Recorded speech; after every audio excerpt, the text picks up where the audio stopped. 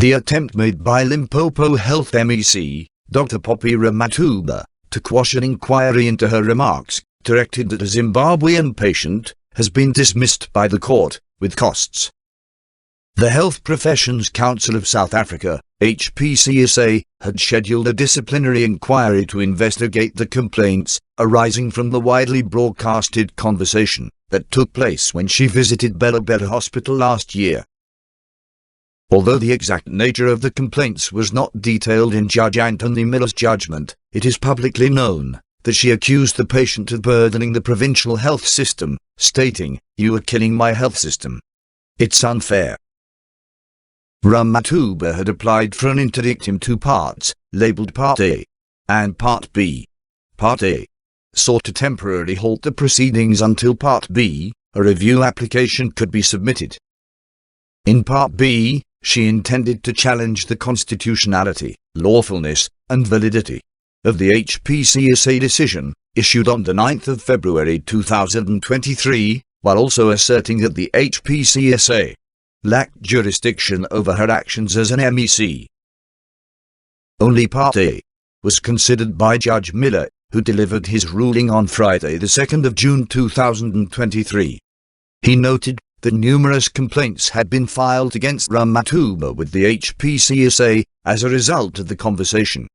Ramatuba, both in her capacity as the MEC for Health and as a medical practitioner, disputed these complaints. Judge Miller explained the two-stage complaints procedure of the HPCSA.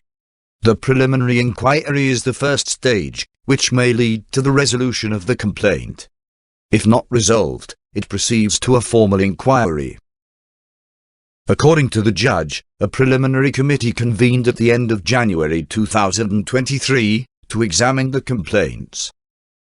The committee found Ramatuba guilty of unprofessional conduct, although it deemed it a minor offense, and suggested cautioning her for unprofessional behavior, since she had raised her voice at a vulnerable patient's bedside. The HPCSA communicated to Ramatuba that accepting this penalty would not result in a conviction or reflect negatively on her record. The matter would be considered closed.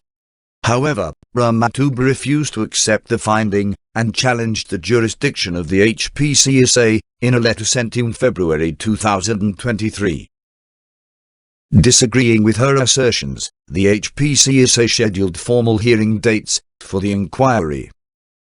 Ramatuba expressed her unwillingness to attend the inquiry or allow it to proceed, claiming that her remarks were made in her capacity as an MEC, not as a medical practitioner.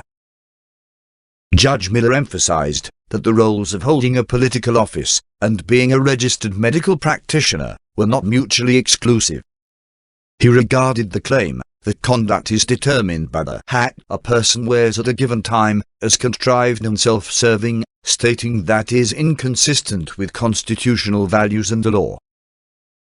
Since Ramatuba remained registered with the HPCSA, she could not evade its jurisdiction.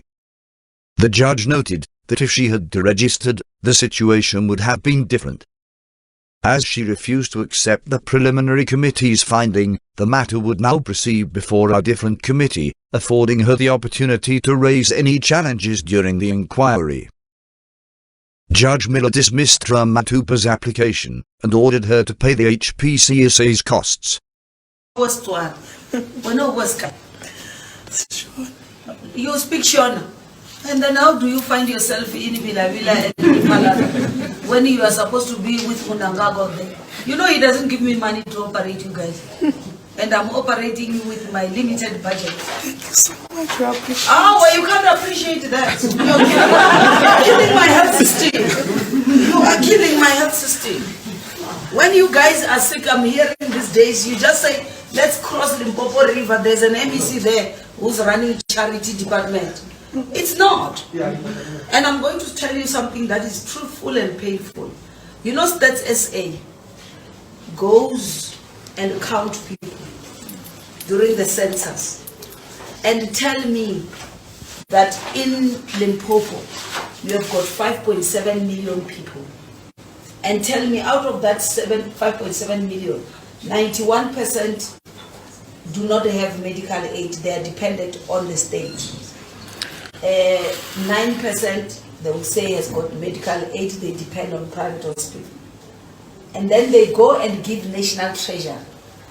When National Treasury allocates its budget, they said Limpopo has got 5.7 million people, and they subtract the 7%, 9%, and they give me the budget of the 91 to do all these operations. Now, I am here, instead of using the budget for what it's meant for, I'm operating for what Mnangagwa is supposed to do. And that is why when my people of Limpopo want health services, they can't get. And that is angering the community. Because you are coming here to, I was in George Marcel. We are busy operating Mozambican National everywhere. And you are not even registered anywhere. You are not counted.